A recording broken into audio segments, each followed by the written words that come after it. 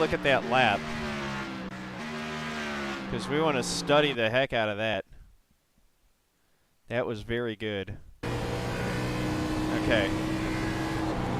Down into 1. Shift right there. Keeping it nice and low.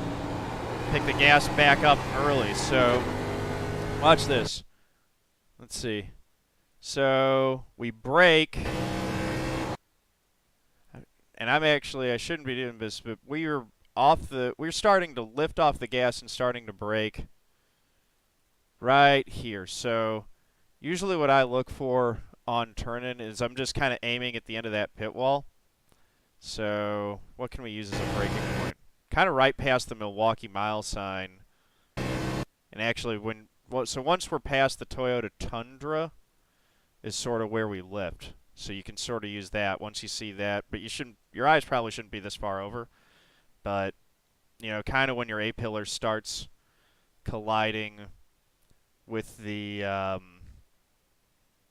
you know, all the stuff at the end of the wall, that's sort of where you brake. Get to about half rate pressure, and I like to keep it right down on the black stuff here. Now this is important. You pick up the throttle. I usually use, so there's the inside curbing is not straight. So pick it up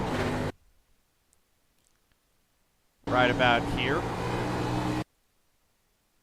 Once I downshift, I start riding a little bit of gas, and then boom. You want to pick it up before you hit that little part in the inside curbing that juts out, and that carries good speed.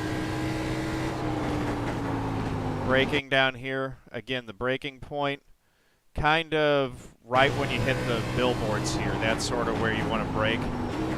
Again, down there, and again, there's a little piece of it that sort of juts out. You want to hit the gas before that, and so that you can kind of drive straight through it. Make sure you get back into 4th gear early. And there we go. That's a 28.623, which still wasn't good enough for pole in this race, but it's a pretty good lap.